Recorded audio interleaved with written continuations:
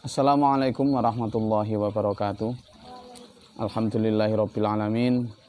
Alladzi an'ama bi ni'matil iman wal islam wa asyhadu an la ilaha illallah wa asyhadu anna muhammadan abduhu wa rasuluh.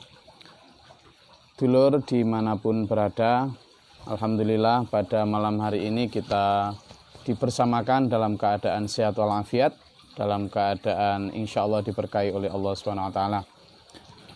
Dulur, tadi buka apa? Alhamdulillah kita sudah sampai di Ramadan yang kesekian, dan saya berharap dan berdoa semoga kita semua dalam keadaan sehat walafiat. Saya mau cerita sedikit tentang pengalaman saya ini waktu pertama kali ke Bali. Jadi saya ke Bali itulah sebelumnya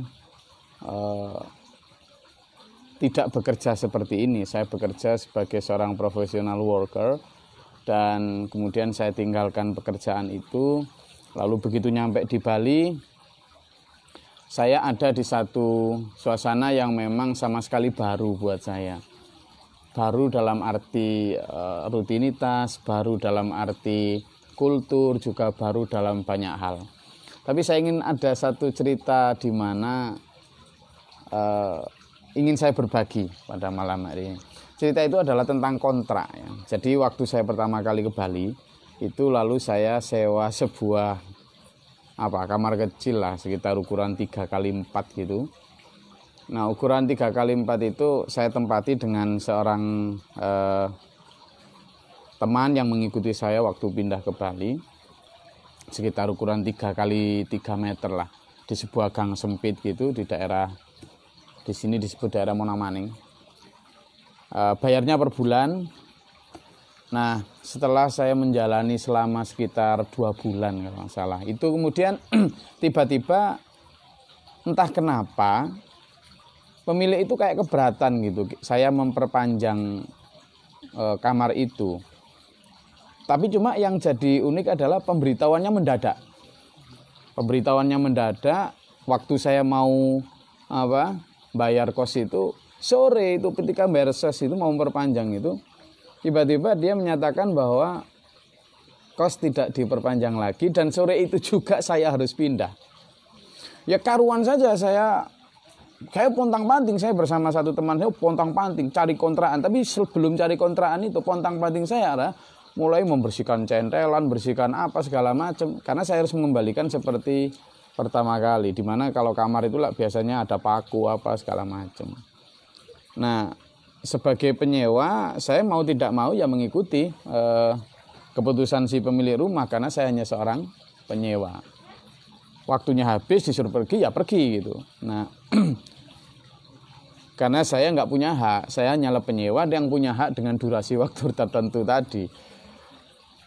Waktu itu ya secara sekilas saya memang orang newbie ya, orang baru di Denpasar, sehingga nyari kontrakan tidak semudah itu, apalagi hanya dengan deadline waktu seperti itu.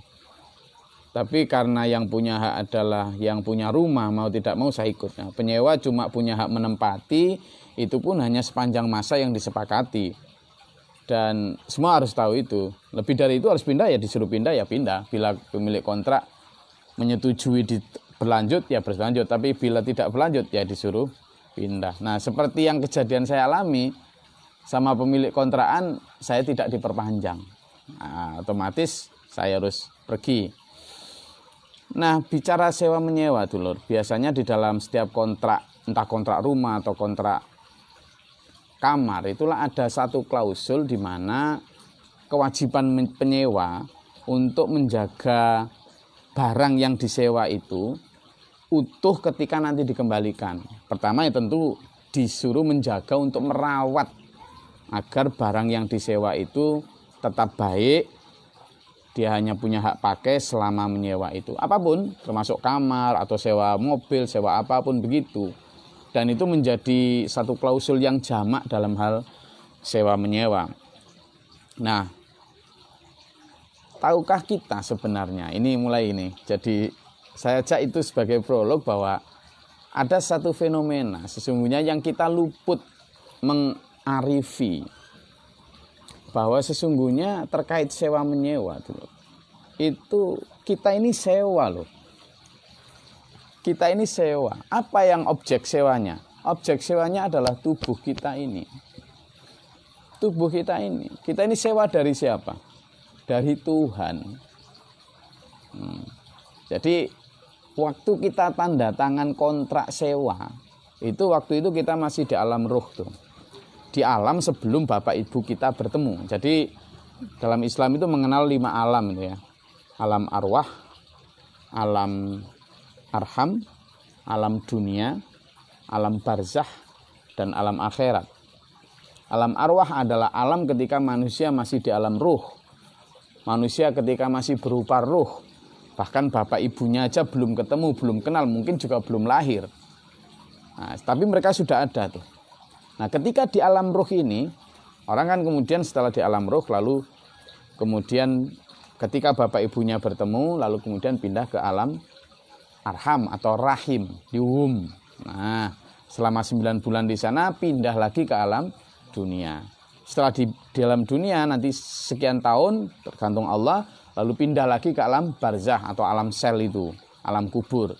Di sana sekian tahun, mungkin sekian ratus atau enggak tahu sekian ribu, karena nunggu kiamat, baru pindah ke alam terakhir, the final destination, yakni alam akhirat. Nah, saya ingin membahas kontrak sewa yang kita lakukan pada saat kita di alam ruh. Pada saat kita di alam ruh, kita itu janji sama Tuhan, sewa menyewa kita itu. Akad sewa menyewa simple. Akad sewa menyewanya simple. Allah berfirman kepada semua ruh yang akan pindah ke alam rahim ibu. Alastu birobbikum. Jadi alastu birobbikum. Bukankah aku ini Tuhanmu? Artinya dalam konteks yang kita ejawantahkan, kalau kayak kita ekstrak itu, kita ekstrak lebih simple lagi. Bukankah aku ini Tuhanmu? Bukankah kamu akan menuhankan aku? Kamu akan mengikuti peraturanku dan lain sebagainya.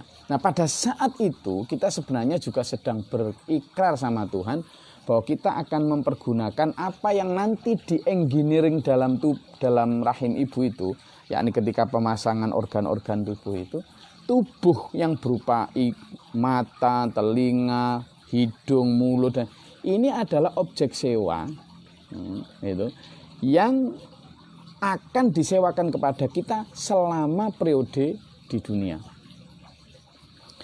Perjanjiannya tertulis lengkap itu sebenarnya. Kita tanda tangan itu. Dalam tanda kutip tanda tangan. Kenapa? Karena ketika kita ditanya Allah, alastu birabbikum, bukankah kamu nanti akan menggunakan tubuh ini yang kuberikan kepadamu ini dengan aturanku, taat kepadaku, menuhankan aku? Kita semua waktu itu kita jawab, bala syahidna. Ya Tuhan, benar, saya akan menuhankan Engkau. Ya, saya bersaksi Engkaulah Tuhanku. Ya, saya akan menggunakan tubuh sewaan itu sesuai aturanmu. Nah, itu kontrak yang kita tanda tangan. Nah, itu yang disewanya. Cuma bedanya masa sewanya, kalau saya tadi misalnya sama pinjem mobil atau kontrak itu ada masa sewanya tertulis itu. Dan itu diketahui sejak awal. Cuma kalau kita, masa sewanya nggak kita ketahui. Ya masa sewanya bisa jadi cuma 1 hari, bisa jadi 10 tahun, bisa jadi 20, 60, atau bahkan ada yang sampai 100 tahun. Kalau meskipun sekarang ya agak sulit nyari orang yang bisa sampai 100 tahun, sulit. Tapi yang jelas pasti di situ masa sewanya adalah sampai mati. Sampai mati. Nah, itu masa sewa dari tubuh kita ini. Kita tidak pernah tahu cuma kapan jatuh tempo dari sewa kita itu. Nah, sekarang kita bergeser. Itu kalau bicara jatuh tempo. Tubuh kita ini juga ada pembayarannya. Jadi sewa menyewa dari tubuh kita ini ada pembayarannya. Pembayarannya apa? Pembayarannya adalah kita berupa pengabdian kepada Tuhan melalui pelayanan kepada sesama, berupa baik ibadah mahdhah, ibadah yang transenden, vertikal, ibadah ritual, maupun ibadah horizontal, yakni ibadah sosial. Itu adalah pembayaran yang memang sudah kita sepakati. bahwa kita akan menggunakan tubuh ini untuk sebaik mungkin hablum minallah wa hablum minan nas. Kalau orang Bali mengatakan parahyangan sama pawongan. Ditambah satu lagi sebenarnya, palemahan. Jadi kalau di dalam Islam itu ada hablum minallah wa hablum minan nas, kemudian juga rahmatan lil alamin. Nah, itu yang sudah kita sepakati. Jadi sewa kita ini bayarnya adalah dengan pengabdian kepada Tuhan. Nah, selain itu periodenya masing-masing, itu periode pembayarannya. Ada yang pembayarannya itu dengan misalnya kayak sholat gitu. Berarti kalau orang Islam 5 kali sehari. Ada yang kalau puasa pembayarannya adalah setahun sekali dalam kayak puasa bulan Ramadan. Ini termasuk salah satu pembayaran dari sewa kontrak rumah yang milik tubuh kita ini. Sedekah melalui tangan kita. Zakat. Itu kan periode pembayarannya berarti 1 tahun sekali. Nah, anggap bahwa itu adalah uang kontrak kita, sewa kontrak kita dari apa yang sekarang kita tempati itu loh. Nah, dari semua itu yang patut kita perhatikan adalah bahwa ini bukan milik kita, bahwa kuping dan telinga ini bukan milik kita. Ini adalah barang atau objek sewaan. Nah, tetapi yang perlu diingat, dari semua barang sewaan seperti tadi ketika kita nyewa mobil, ketika kita nyewa rumah, itulah ada peraturan harus dijaga. 1, dijaga dengan baik, dijaga sesuai peraturan. Yang berat adalah, ini yang berat. Yang berat adalah nanti pada saat mengembalikan, ya, pada saat mengembalikan itu harus sesuai dengan pada saat sewa. Kalau sewanya berupa barang, misalnya sewa motor nih. Kalau sewa motor, maka ketika nanti mengembalikan, misalnya nyewa sebulan atau 2 hari, 3 hari, berangkatnya nggak ada coretan apapun di bodi motor, baliknya juga nggak ada coretan apapun. Berangkatnya sein ratingnya, lampunya bagus, nyala, baliknya juga harus tetap bisa nyala gitu. Nah, kontrakan yang seperti kamar saya tadi juga begitu, nuntut pemilik rumahnya. Loh, ini catnya kok mengelupas. Loh, itu kok kemarin nggak ada paku di situ, kok sekarang. Nah, ini gimana? Itu gimana? Ada begitu. Kita waktu pertama nyewa tubuh ini, setiap kelahiran kullu mauludin yuladu alal fitrah. Setiap kelahiran itu dilahirkan dalam keadaan apa? Fitrah, suci, bersih, utuh, sempurna. Bukan sempurna dalam bentuk jasad, tapi ini adalah kesempurnaan. Tidak ada dosa, tidak ada noda. Ini tubuh ini. Mata juga bersih dari maksiat, bibir dan lidah juga bersih dari dosa bohong. Tangan juga bersih dari dosa menipu, kaki juga bersih dari dosa dan kesalahan menyakiti orang. Bersih semua waktu pertama dilahirkan. Berarti nanti ketika dikembalikan kepada sang pemilik, yakni Tuhan, juga harus dalam keadaan bersih. Dan itu adalah tanggung jawab kita itu. Nah, ini yang harus kita perhatikan sekarang. Kenapa? Karena ada konsekuensi. Kami para penyewa kos tadi itu, kalau kemudian ternyata pada saat masa kontrak habis, ternyata kemudian cat di mana-mana, temboknya kerowal dan sebagainya, paku di mana-mana, marah. Pemilik kontrakan marah. Dan itu wajar marah. Ada konsekuensi, entah kena denda, kena penalti, disuruh memperbaiki, atau malah kadang sampai ke meja hijau kalau objek sewanya itu hal-hal yang mahal. Nah, kita pun begitu. Kalau sampai tubuh ini kita sewa dalam keadaan suci, dalam keadaan tidak ada kotoran kejahatan, lalu nanti kembali kepada Tuhan, entah nanti malam atau besok loh ya, masa out of date-nya itu, masa kedaluarsa dari perjanjian kontrak, entah nanti malam atau besok. Lah kok dadak ternyata tubuh ini penuh cat ria, penuh coretan menghina, penuh dengan lubang-lubang pelit, penuh dengan intrik-intrik politik yang penuh dengan tipu menipu. Ini tubuh ini dikembalikan dalam keadaan misalnya compang-camping, dalam keadaan reot bejat itu, ya Tuhan marah. Tuhan marah itu bukan kok kemudian Tuhan tidak pemurah, bukan. Ya karena kita memang tidak sesuai dengan perjanjian awal, wan prestasi. Kita telah menyalahi, kita telah mencederai perjanjian kita dengan Tuhan. Perjanjian kita itu dengan Tuhan itu disebut mitsaqan ghalidha, perjanjian yang agung. Bahwa kita akan menggunakan ini dan mengembalikannya dengan sempurna. Nah, ini yang perlu kita pelajari bersama dari apakah sekarang kita seandainya ternyata out of date atau berhentinya barang sewaan kita ini ternyata nanti malam, ya apa? Kalau ternyata besok gimana? Dan kalau ternyata barang sewaan ini masih belum sesuci, masih belum sebersih ketika kita pertama kali nyewa. Coba sekarang kita preteli satu persatu ya. Kita preteli satu persatu. Saya bikin catatan di sini. Telinga nih, telinga. Mulai dari barang sewa yang berupa telinga. Sepasang alat pendengaran ini menempel di kanan kiri kita. Fungsinya apa? Secara lahir, fungsinya ini adalah untuk mendengar. Mendengar, tentu mendengar hal yang baik. Termasuk mendengar berita. Aturannya jelas. Biar telinga ini suci, jangan mendengar berita hoax. Jangan percaya fitnah. Apalagi suka dan mendengar berita gosip. Loh, peraturannya jelas.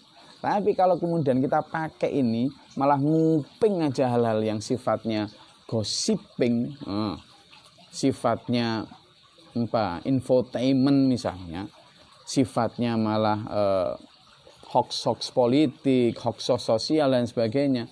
Nah, ini nanti kembali dalam keadaan jelek. Itu loh.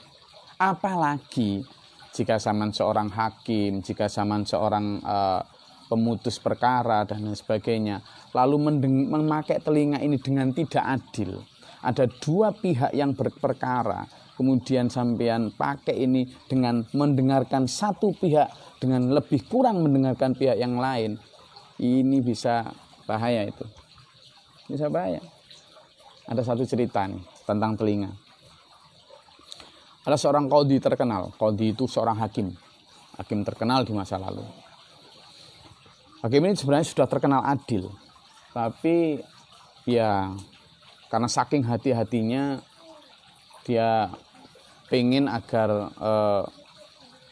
ada yang menggantikan dia, tapi karena tidak ada, orang semua percaya sama dia. Suatu hari si hakim ini sakit keras dan akan meninggal. Nah, ketika akan meninggal, dia ngomong sama semua orang, sudah menunjuk pengen anaknya si hakim ini yang gantikan, karena anaknya juga kayaknya punya kebijaksanaan yang sama, wise perspektifnya bagus. Nah, ketika sakaratul maut, hampir sakaratul maut, si anak dipanggil sama si hakim. Nak, kesinilah. Kemudian disuruh nyium. Cium telinga kanan saya, dicium. Baunya harum sekali. Masih belum ngerti si anak. Lalu disuruh nyium si telinga kiri. Begitu nyium, langsung dia mau muntah saking busuknya. Saking busuknya. Apa maksudnya? Lalu baru diterangkan sama Pak Hakim ini. Tahukah nak, itulah resiko sepertiku ini. Ketika 1 atau 2 kali saja aku kurang adil dalam menentukan perkara dengan tidak secara objektif mendengarkan dua pihak secara seimbang. Kadang lebih kepada si A, kadang lebih kepada si B. Ini yang akhirnya membuat kadang timpang aku dalam mendengarkan semua perkara. Karena itu kamu berhati-hatilah jika ingin menggantikan aku. Apa yang terjadi? Si anak ini lari mati-matian biar nggak dipilih. Saking takutnya akan mengalami hal serupa. Nah, itu kehati-hatian orang zaman dulu ya. kewiraian orang zaman dulu. Bagaimana mereka sangat care terhadap barang sewaan Tuhan ini, khawatir kalau kembali nanti dalam keadaan busuk dan tidak adil. Telinga, belum lagi kalau kita mendengarkan hal-hal yang sifatnya maksiat. Jadi terus gimana cara menggunakannya? Sudah jelas bahwa kita diminta untuk mendengarkan dengan baik. Kalau kita sebagai muslim, kita harus lebih banyak mendengarkan tadarus, mendengarkan hal-hal sifat yang tawasau bil haq wa tawasau bis sabr. Kita harus sering mendengarkan nasihat baik. Saya sering bikin quote bahwa orang yang hebat itu adalah orang yang sabar mengingatkan dan sadar diingatkan. Salah satunya sadar diingatkan, kuping ini nggak gampang panas. Apalagi jadi pemimpin, nggak boleh kuping gampang panas. Nah, harus lebih dingin. Nah, kenapa? Karena dengan kita mampu mendengar. Ingat, orang yang bisa menjadi pembicara yang baik adalah harus bisa menjadi pendengar yang baik. Jangan hanya jadi bisa mengingatkan, tapi juga diingatkan. Itu yang namanya watawasau bil haq, watawasau bis sabr. Sabar mengingatkan, sadar diingatkan. Nah, kadang sadar diingatkan ini yang sulit. Harus mampu menjadi pendengar yang baik. Ilmu mendengarkan itu ada sendiri itu. Tuh. Nanti kita bahas mungkin di lain waktu. Telinga. Lalu sekarang coba mata. Ini juga barang sewaan dari Tuhan.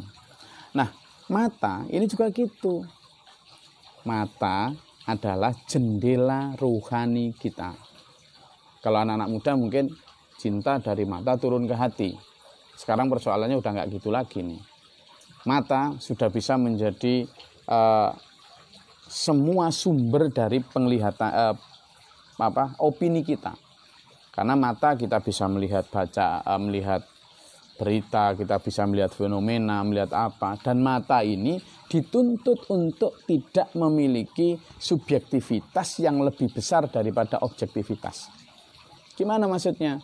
Mata kita memang milik kita, tetapi kita harus berusaha untuk menjadi mata dengan empati, mencari sudut pandang yang lebih luas.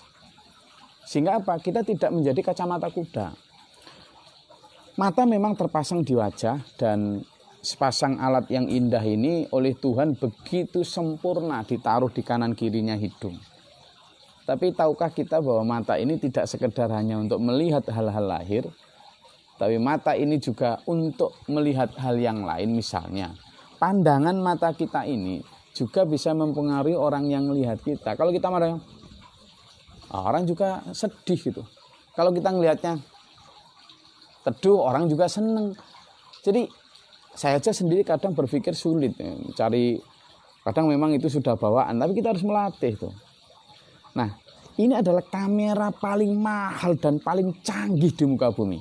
Sampai hari ini tidak ada satu kamera pun, tidak ada satu lensa pun yang bisa menyaingi kecanggihan kornea dan retina mata ini. Tidak ada, belum ada. Dan kayaknya nggak mungkin ada kalau melihat canggihnya ini. Kecanggihan sekarang ini baru bisa nyampe ke kalau masalah bagaimana sempurnanya mata ini menerjemahkan ini, lalu bekerja sama dengan impuls-impuls saraf di otak dan lain sebagainya. Nah, dipinjamkan mata ini kepada kita itu untuk sebenarnya selain kepentingan ragawi, ini adalah juga untuk kepentingan ibadah. Kepentingan ibadah.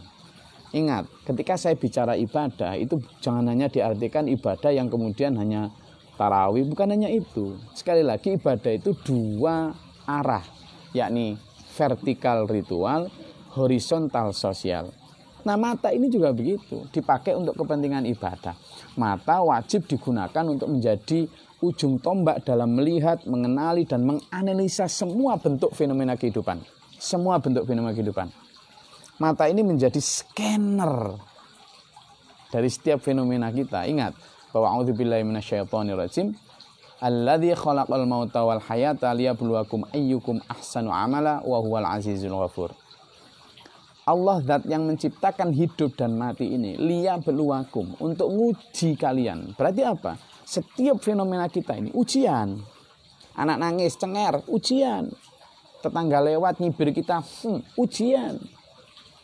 Atau bahkan ketika orang muji kita, kamu keren banget sih, ujian. Lihat orang jelek, Orang kok jeleknya gitu. Nah, kan mulai dari awal mata tuh. Ujian itu. Ngelihat orang cantik, sweet, harassment. Kan? Pelecehan. Tapi semuanya dari mata. Maka mata ini menjadi ujung tombak kita di dalam menganalisa hidup. Sekarang gimana? How to use it? Bagaimana menggunakan mata agar sesuai dengan kontrak pertama? Makanya dalam ayat lain disebutkan Walyaghdudna min absarihinna, kalau perempuannya disuruh menundukkan pandangan. Kita pun laki-laki begitu.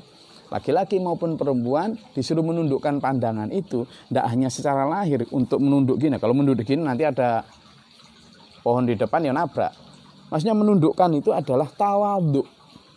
Bagaimana mata ini tidak kemudian secara subjektif jelalatan melihat dari sudut pandangnya sendiri, tapi mencoba untuk mempercayai dissenting opinion atau pendapat-pendapat yang berbeda untuk memperkaya subjektif kita menjadi objektivitas. Itu nanti insya Allah akan menjadi pribadi yang disebut pribadi yang bijaksana, wise person. Ini mata itu. Juga mata, Tuhan menyatakan, la tamuddanna ainaika ila ma mata'na bih. Janganlah engkau pencengkan matamu kepada kenikmatan dunia itu. Ya, senang bolehlah, tapi kalau tahibbunal mala hubban jamma, cinta yang berlebihan terhadap harta, nah ini yang bahaya. Makanya kalau sekedar ngelirik dilarang, nah, itu karena kalau udah habis dari lirikan itu terus lanjut ya. Belajar, makanya kendalikan matanya ini. Kendalikan matanya. Tuh, itu mata. Nah sekarang coba hidung. Kalau kita lihat, hidung berada di antara dua mata. Hidung ini juga gitu, fungsi utama organ yang menempel tepat di tengah-tengah wajah ini. Simetris atau enggak, itu kan kadang tergantung wajah hidung ini. Selain untuk keindahan, semua hidung indah lah, nggak ada hidung yang nggak indah. Yang mancung, yang gini, jangan mengatakan yang pesek itu nggak indah. Kata siapa? Bagi suku tertentu yang mancung justru nggak indah. Jadi zaman yang pesek nggak usah pengen dimancung-mancungin, nggak usah, biasa aja, atau biasa aja. Banggalah dengan apa yang Allah berikan karena semuanya indah nih bentuk ini. Tapi selain itu juga sebagai pendeteksi syaraf-syaraf untuk mendeteksi bau. Ini adalah merupakan anggota tubuh yang disunnahkan kita ini sebagai umat Islam dibersihkan ketika wudhu. Ini juga selain untuk kebersihan adalah agar kita ini tidak gampang mencium kesalahan orang lain, tapi membiasakan untuk mencium, mengaroma, membaui kesalahan kita sendiri. Jadi selain hidung ini tidak misalnya ya banyaklah kalau sekarang naudzubillah min dzalik untuk menghisap heroin dan lain sebagainya, naudzubillah min dzalik ya, sabu atau apa. Tapi setidaknya kita ketika menghirup pun nafas yang segar, apalagi kalau sekarang kan agak sulit tuh karena dikasih masker dan lain sebagainya. Juga dilarang mencium. Nah, itu. Jadi atau malah kita kemudian dilarang merubah bentuk dengan tujuan-tujuan hanya untuk ria'an nas, hanya tujuan untuk agar dikagumi. Jangan ya. Ayo kita terima apa yang Allah berikan, kecuali boleh-boleh saja kalau misalnya sakit atau kemudian ini lalu kemudian dioperasi agar agak lebih ini. Tapi kalau sudah baik lalu biar lebih ini lagi. Nah, ini yang nanti akan ditanya juga sama Allah ketika kita mengembalikan hidung ini kepada Allah. Ingat, ini adalah salah satu objek sewa. Kembali, setelah hidung, mulut dan lidah. Ini juga barang sewaan. Nah, ini yang paling banyak nanti mendapatkan koreksi ketika di meja hijaunya Allah di akhirat nanti, di yaumul hisab. Lidah ini. Orang bilang lidah ini tak bertulang. Lidah tak bertulang. Tapi disitulah terletak banyak sekali dosa. Mulai dari dosa ghibah, dosa bohong, dosa nipu, Nah, ini yang nanti kayaknya itu salah satu organ sewa dari Tuhan yang akan kembali sulit dalam keadaan bersih benar itu. Orang-orang kayak saya pun punya resiko akan kena banyak dosa. Apalagi yang sering mengkabarkan kebaikan, kalau selip satu huruf atau satu kata saja, itu bisa jadi nanti tuntutannya besar. Makanya saya kayak begini ini kadang ya khawatir. Ini karena tuntutan banyaknya dulur-dulur yang membutuhkan, sehingga ya doakan mudah-mudahan lidah ini. Banyak fungsi yang melekat pada kedua organ bibir atau mulut atau lidah ini. Mulai dari mengunyah, merasakan makanan, menggigit, juga berbicara. Nah, ini semua ada aturannya. Makanan, jangan makanan yang najis. Makanan, jangan makan makanan yang diharamkan oleh Tuhan. Makanan, jangan makan makanan yang hasil dari kejahatan. Ada. Kalau itu dilakukan, itu merusak barang sewaan ini. Demikian pula ketika lidah, dilarang menggunakan lidah untuk berbicara dosa, menghina orang lain, menjual ayat-ayat Tuhan untuk kepentingan politik atau untuk kepentingan harta atau untuk kepentingan hal lain. Lidah inilah yang akan banyak sekali juga menyesatkan sesama, mengaburkan pandangan, membentuk opini. Ya kalau opini yang dibentuk baik, lah kalau opini yang dibentuk jelek kan bahaya juga. Nah, dilarang menggunakan juga untuk menggunjing. Padahal kita saat ini, terutama dengan adanya medsos ini, kita begitu mudah menggunjing orang lain. Begitu mudah mengatakan A maupun B itu dengan 1-2 sentuhan saja. Nah ini, dari semua yang diharamkan Allah ini, kita menjadi tahu bahwa sesungguhnya kita harus mengembalikan ini semua dalam keadaan utuh, bersih. Konsekuensinya apa, dulur? Kalau tidak menggunakan dalam keadaan utuh dan bersih, kayak tangan dan kaki. Segenap perbuatan manusia, pelaku utamanya itu kebanyakan tangan dan kaki. Kalau lidah kan memang untuk sakit hati atau apa. Tapi kalau tangan dan kaki ini jelas dipinjamkan Allah kepada kita untuk mendukung aktivitas manusia secara umum, itu tangan dan kaki.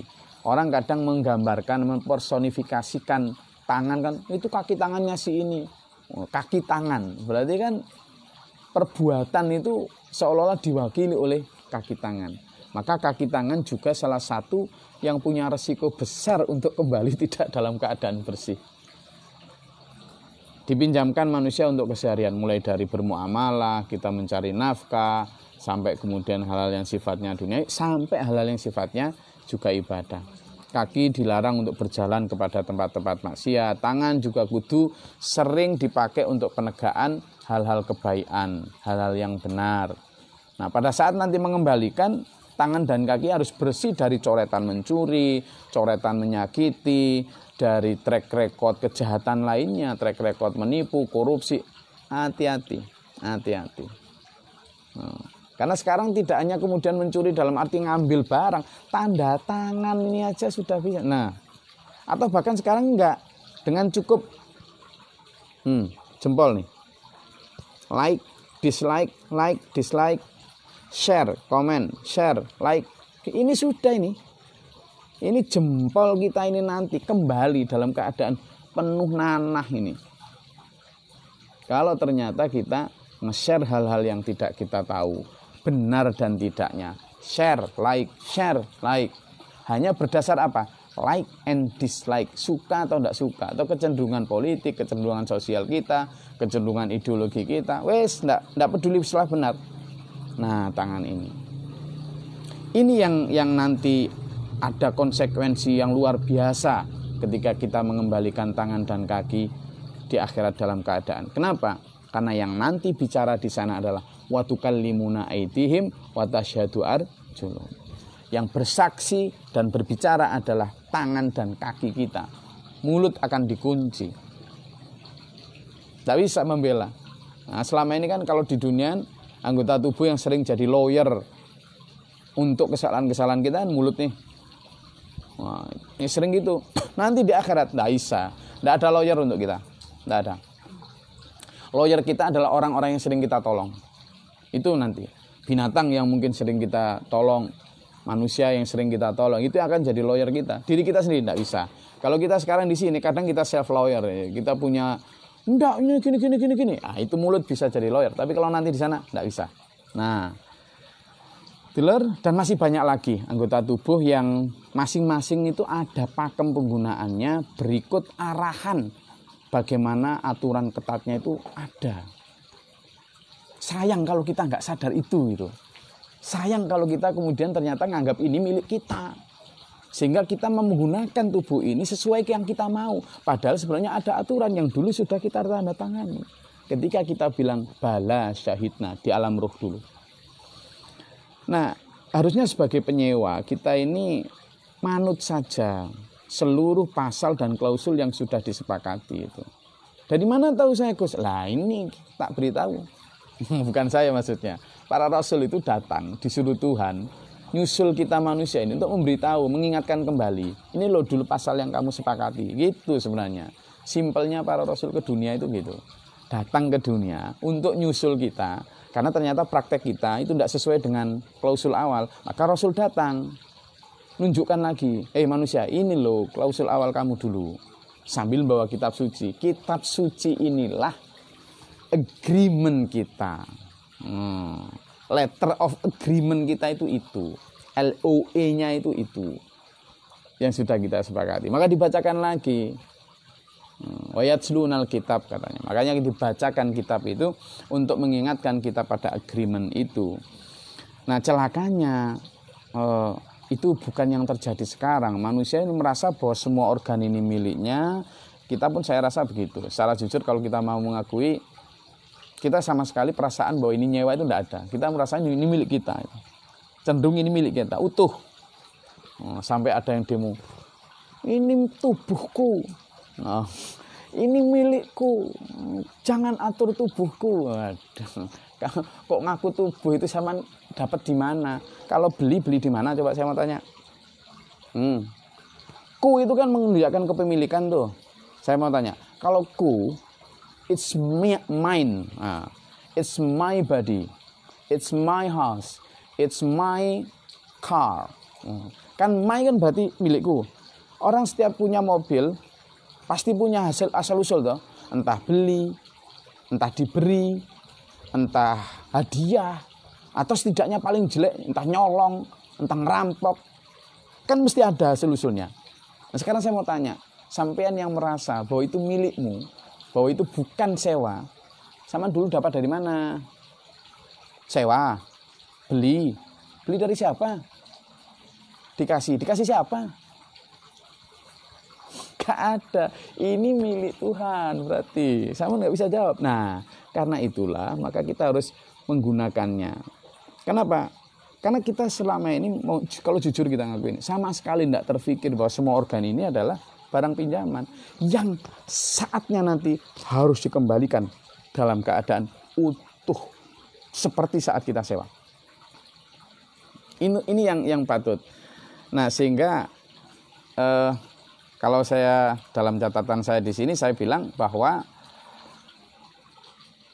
bahayanya kalau kita tidak menyadari bahwa ini sewa. Bayangkan kalau sampai nikmat mata ini diambil pada saat tidur. Maksud saya begini, nikmat mata ini karena kita menggunakannya secara salah, lalu kita pada saat suatu malam tidur, terus bangun, tapi nikmat mata ini sudah diambil. Entah tiba-tiba kena kanker yang kita beneran nggak bisa ini, atau tiba-tiba ada benjolan yang kemudian kita rasa makin lama makin membengkak sakit. Itu kan berarti nikmat mata dicabut tuh. Mungkin sama pemiliknya diambil karena selama ini kita sering pakai dengan hal yang tidak benar. Apa bisa kita? Tidak bisa apa-apa. Itu aja sudah menunjukkan bahwa ini bukan milik kita tuh. Gigi ini kalau dikasih Allah pada saat itu sakit aja. Yang konon kalau dulu saya kecil dikasih tahu kalau gigi ini sakit katanya ada ular kecil. Sakitnya luar biasa. Emang kita bisanya? Tidak bisa. Paling kita bisa ngasih obat-obat yang kemudian hanya untuk meredakan rasa nyeri. Sama jadi. kita juga bukti bahwa ini bukan milik kita. Saya mau tanya, ada yang bisa menahan penuaan? Tidak ada. Apa yang disebut anti-aging dan sebagainya, itu hanya iklan. Tidak ada yang benar-benar bisa. Siapa yang bisa menahan penuaan? Tidak bisa. Sel-sel itu akan terus secara alamiah melakukan penuaan. Akan selalu begitu. Nah, ini menunjukkan bahwa ini bukan milik kita. Bagaimana bila karena suatu sebab, seketika misalnya, hal-hal yang lain bukan hanya mata, kemampuan mendengar, kita sidik naudzubillah min dzalik, tiba-tiba jadi tuli. Apa jadinya kalau seandainya virus ganas lalu menyerang mulut dan hidung? Tiba-tiba mulut dan hidung kena kanker, naudzubillah min dzalik. Lalu fungsi perasa dan penciuman juga hilang. Atau sampean juga tidak bisa apa-apa bila kemudian tangan dan ini diambil paksa, entah itu karena naudzubillah min dzalik, jangan sampai ya kecelakaan, atau karena penyakit yang kemudian menggerogoti tangan sampai kemudian habis, naudzubillah min dzalik. Atau tiba-tiba tubuh sewaan ini secara utuh lalu habis masa sewanya, harus segera dikembalikan, yakni mati. Gimana kelabakannya kita dikubur ketika ternyata tubuh itu dipreteli satu persatu tanggung jawabnya.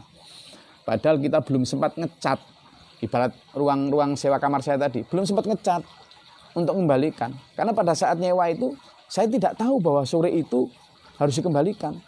Saya belum sempat nyabuti paku-paku yang itu. Lah, kalau itu gampang, mungkin saya bisa, oke lah Pak, saya bayar tambah untuk itu. Gitu. Tapi kalau tubuh ini, tiba-tiba nanti malam atau besok harus dikembalikan. Lalu ternyata masih banyak hal-hal yang tersisa. Gimana? Kembalikannya gimana?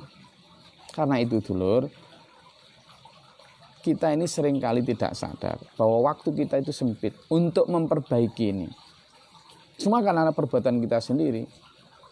Pertanyaannya, siapkah kita dengan konsekuensi kemurkaan Tuhan jika kita telah wan prestasi? Karena itu dulur, sekali lagi, tubuh ini pinjaman dari Allah. Jangan merasa secara zahir, tubuh ini cantik, gagah. Jangan bangga, karena itu hanya sewa. Sebaliknya, kalau terlahir cacat atau kurang, disable dan lain sebagainya, jangan minder. Jangan minder.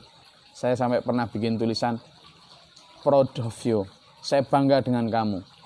Karena bahkan meskipun secara lahir kelihatan disable, cacat, tapi mereka masih punya keunggulan-keunggulan lain. Toh tubuh ini, mau yang hidungnya mancung, kulitnya putih, atau hidungnya pesek, kulitnya hitam, siapa yang bikin? Bukan kita. Jadi ketika zaman mancung ganteng, nggak usah bangga. Milik siapa? Bukan sampean yang bikin. Demikian pula yang kita yang coklat kayak saya gini, nggak usah minder. Wong ini juga bukan saya yang bikin. Ini adalah tubuh sewaan. Tubuh ini dulur ibarat rumah kontrak dan ruh adalah penyewanya. Ruh tinggal selama beberapa fase kehidupan di dunia, dan saat bel kematian datang, itulah batas di mana para pemilik sewa ting ting ting ting, sudah Pak, tidak boleh diperpanjang. Ya sudah, pada saat itu walaupun kita gandolan sama dokter, gandolan sama rumah sakit, gandolan sama alat pacu jantung sekalipun, tidak sekali bilang out. Saat itulah kita kemudian tampak apakah kita memang benar-benar siap untuk mengembalikan rumah kontrakan kita atau tidak. Karena itu dulur, jaga dan rawatlah tubuh sewaan ini baik-baik sesuai perjanjian. Lalu nanti kembalikan dalam keadaan utuh, baik dan suci dari kotoran, dosa, dan juga kesalahan terhadap sesama, tanggungan-tanggungan terhadap sesama. Tubuh adalah rumah kontrakan, tubuh sewaan. Itu yang bisa saya sampaikan pada malam hari ini. Semoga bermanfaat dan berfaedah. Mengingatkan saya dan sampean bahwa we are nothing. We are nobody, we are nothing. Jadi kita bukan siapa-siapa dan kita adalah bukan apa-apa. Karena kita sesungguhnya hanyalah objek sewaan. Kita hanyalah asetnya Tuhan. Terima kasih, mudah-mudahan bermanfaat. Selamat menunaikan ibadah puasa, yang tersisa tinggal beberapa hari. Manfaatkan untuk mencari ridha dan rahmat Allah di malam-malam ganjil ini dengan banyak berbagi juga. Sampai bertemu di pekan depan insya Allah dengan karunia Allah. Terima kasih. Bila taufiq wal hidayah. Semoga Allah meridhai dan merahmati kita semua. Bila taufiq wal hidayah. Wassalamualaikum warahmatullahi wabarakatuh.